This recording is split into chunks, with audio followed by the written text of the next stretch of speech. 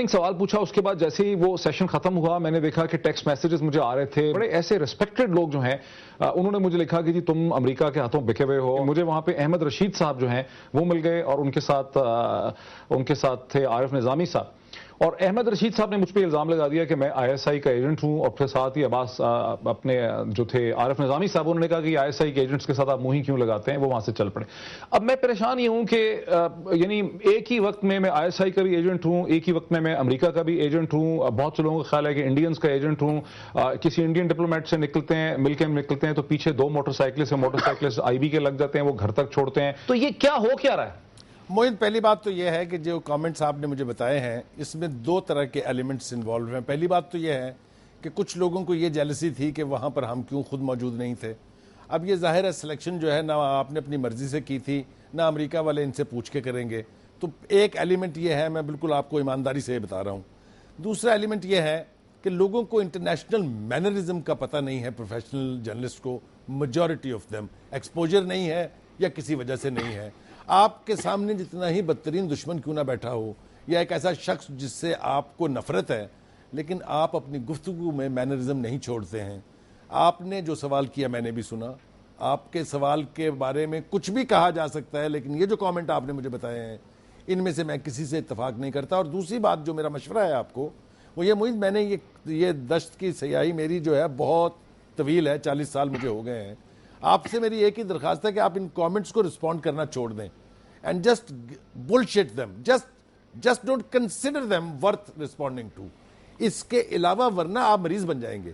ان لوگوں کو مرض ہے, یہ لوگ مریض ہیں, یہ اپنے مرض کا اظہار کرتے رہتے ہیں, اس طرح کے فتوے جاری کرنے. میرے خیال سے دنیا بھر میں جرنلسٹ پر اتنے فتوے جاری نہیں ہوتے ہوں گے جتنے ہمارے معاشرے میں ہوتے ہیں, اور یہ کوئی اچھی بات نہیں ہے. جرنلزم اس سے پنپے گی کبھی نہیں, جرنلزم اس سے بہت نیچے چلی جائے گی. تو ایک تو میرا مشورہ یہ ہے کہ اسٹاپ رسپونڈنگ, جسٹ آپ یوں سمجھیں آپ نے کچھ سنا ہی نہیں ہے. اور دوسری بات یہ ہے کہ ایسے لوگ جو اس طرح کے مشورے دیتے ہیں ان کو میرا یہ ایمانداری سے مشورہ ہے, اب جو نام لیے ہیں آپ, میں ان ناموں کو تو چھیڑنا نہیں چاہتا, لیکن اکثر جو لوگ ایسے تبصرے کرتے ہیں ان کے اپنے کریکٹر کے بارے میں اور ان کی اپنی پروفیشنلزم کے بارے میں اگر آپ غور کرنے بیٹھیں تو آپ کو رونا آئے گا ان کی حالت پر. اچھا چلیں اس سے ذرا آگے چلتے ہیں. وہ تو چونکہ بات نکلی اور بات نکلتی ہے دور تک جاتی ہے, بات ہی ہو رہی تھی اس حوالے سے. ویسے اس میں سر بخاری صاحب, میں نے بھی معید صاحب کو جب پہلے ڈسکشن ہو رہی تھی میں نے یہی کہا کہ دیکھیں ایسی چیزوں کو بیسٹ اسٹریٹجی یہ ہوتی ہے بیکاز آپ خود ڈی فوکس ہو جاتے ہیں, ان کو اگنور کیا کریں.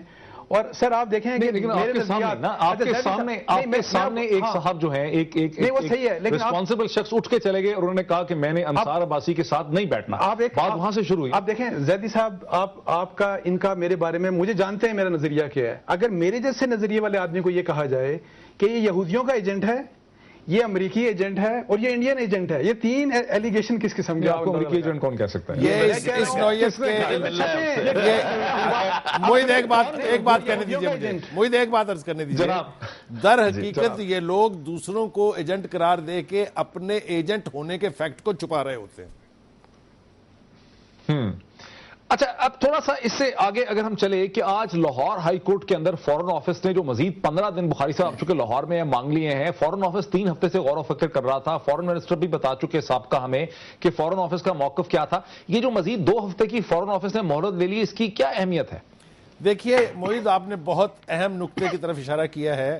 یہ اتنی قسم پرسی کی حالت ہے کہ وہ الزام جو حکومت پر لگ رہا تھا کہ وہ مینیپولیٹ کر رہی ہیں اس کے سٹیٹس کو, اس کے نیچر آف ویزا کو, اس کو اس سے زیادہ سبسٹنشیٹ کرنے کی مزید ضرورت ہی نہیں ہے کہ اس وقت تک بھی حکومت یہ تاثر دے رہی ہے کہ فورن آفس میں یہ اسٹیبلشڈ ہی نہیں ہے کہ ریمنڈ ڈیوس کون ہے, اس کے ویزے کی نیچر کیا تھی, اس کا پاسپورٹ جینوئن ہے یا نہیں. اب یہ اگر عدالت کے ریکارڈ پر آ گیا ہے تو ایک بات حکومت بہت نادانی میں بھول گئی کہ اس کے بعد کوئی مینیپولیشن کرنا ان کے لیے ممکن نہیں رہا, کیونکہ اس وقت تک یہ کہنا کہ ہمیں 3 ہفتے مزید دے دیجئے before we can establish who is Raymond Davis and what is the status of his visa, تو میں سمجھتا ہوں اس سے زیادہ برا ریفلیکشن حکومت پر کوئی ہو نہیں سکتا.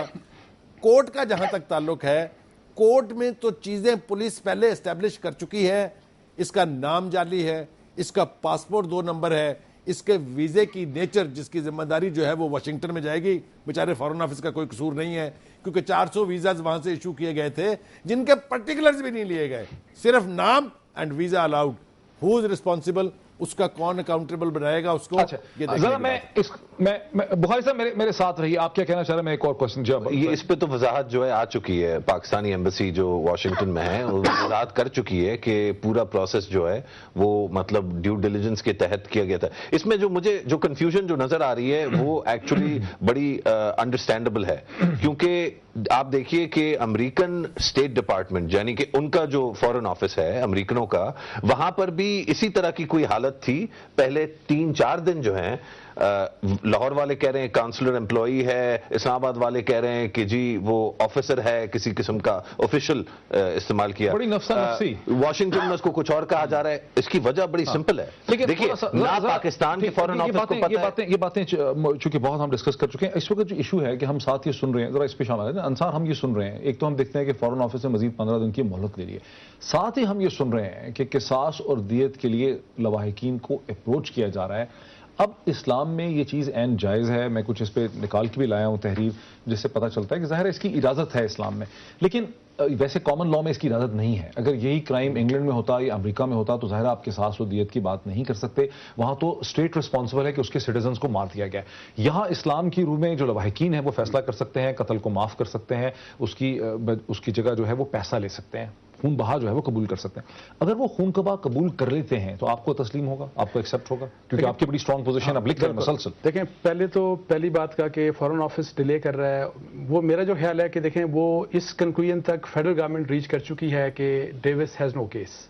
امریکنز کا جو مزید 15 دن کیوں مانگ لیے؟ دیکھیں وہ گھبرا رہے ہیں, ان میں اتنی ہمت نہیں ہے ہم میں کہ ہم امریکہ کو ایک دم سے بتا سکیں کہ جی بتا دیا کل, ہمیں تو کل یہ پتا چلا کہ بتا دیا. پھر بھی ان رائٹنگ نے جان کیری کو ہاں بالکل ہم بتا دیا ہے کہ ہماری انڈرسٹینڈنگ یہ ہے کہ نہیں ہے. تو میرا یہ خیال ہے کہ ابھی تھوڑی سی ہمت میں کمی ہے. اچھا دوسری بات دیکھیں جو آپ نے کہا, دیکھیں میں ایک بات بڑی کلیئر ہے, جو ہمارا اسلام دین کہتا ہے دیت کے بارے میں, اس کے اوپر اگر دیت انہوں نے ایکسیپٹ کر لی پھر میں کوئی اعتراض کرنے والا نہیں. میں آئی ول سبمٹ مائی سیلف جو میرا دین کہتا ہے.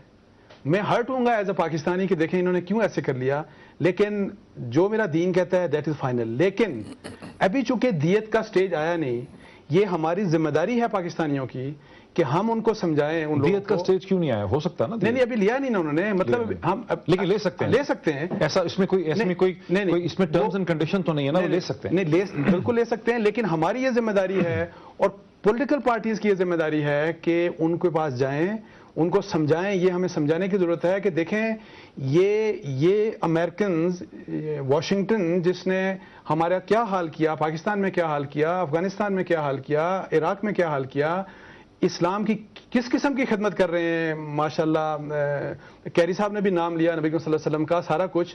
سو اب آ کے وہ ہمارا ہی مذہب کو استعمال کر کے, اس کی پروویژن کو استعمال کر کے وہ یہ اس کو ڈیوس کو لے کے جانا چاہتے ہیں. ہمیں اب یہ سمجھانا ہے, میں یہ سمجھتا ہوں یہ ہماری ذمہ داری ہے کہ ہم اپنے بھائیوں کی ان کی مدد کریں تاکہ وہ دیت بالکل نہ لیں, خون کے بدلے مشرف کیا کیسے خون کے بدلے خون. یہ دیکھیں موید اگر آپ مجھے اجازت دیں اس پہ, we've spent 63 years on دیت. 63 سال سے یہ پورا ملک کی دیت پہ چل رہا ہے. ہمارے اس وقت دیت پہ چل رہا ہے, کیسے نہیں چل رہا؟ جو آپ ایڈ لیتے ہیں, جو لونز لیتے ہیں, وہ کس کی بیسس پہ لیتے ہیں؟ آپ کی جانیں ضائع ہو رہی ہیں نا. ٹیررزم میں 2001 سے لے کر آج تک 30,000 سے زیادہ پاکستانی جو ہے فوت ہو چکے ہیں, جس میں سے ہمارے کئی ہزار فوجی جو ہے شامل ہیں. تو ہم اپنے فوجیوں کو قربان کر کے امریکہ سے اور کیا لے رہے ہیں؟ تو اگر یہ فیملی بھی لے لیتی تو اس میں کیا برا ہے؟ دیکھیں ہمیں جو ہے نا کنسسٹنٹ ہونا جو ہے وہ بڑا ضروری ہے پاکستانیوں کے لیے. ہمیں یہ ڈیسائیڈ کرنا ہے کہ ہم نے دنیا کے ساتھ عزت اور اس طرح کے جو انٹینجبل ایبسٹریکٹ چیزیں ہیں ان کی بیسس پہ چلنا ہے, یا جو اصلی حالات ہیں ان کے مطابق چلنا ہے. آپ پک اینڈ چوز جب کرتے ہیں تو آپ نہ ادھر کے رہتے ہیں اور نہ ادھر کے. اس وقت پاکستان کا ایگزیکٹلی یہ حال ہے کہ نہ پاکستان کی کہیں عزت کی جاتی ہے اور نہ پاکستان کے پاس وہ وسائل ہیں کہ وہ اپنی عزت کروا سکے. فیصلے کرتے بیسکلی آپ اگر آپ مجھے اجازت دیں, اگر دیت کا موقع ملتا ہے تو مجھے پتا ہے کہ آپ اس میں کنٹریبیوٹ کرنا چاہ رہے ہیں. مجھے کوئک بریک لینے دیں, بریک کے بعد سیدھا میں آپ ہی کی طرف آتا ہوں. بریک کے بعد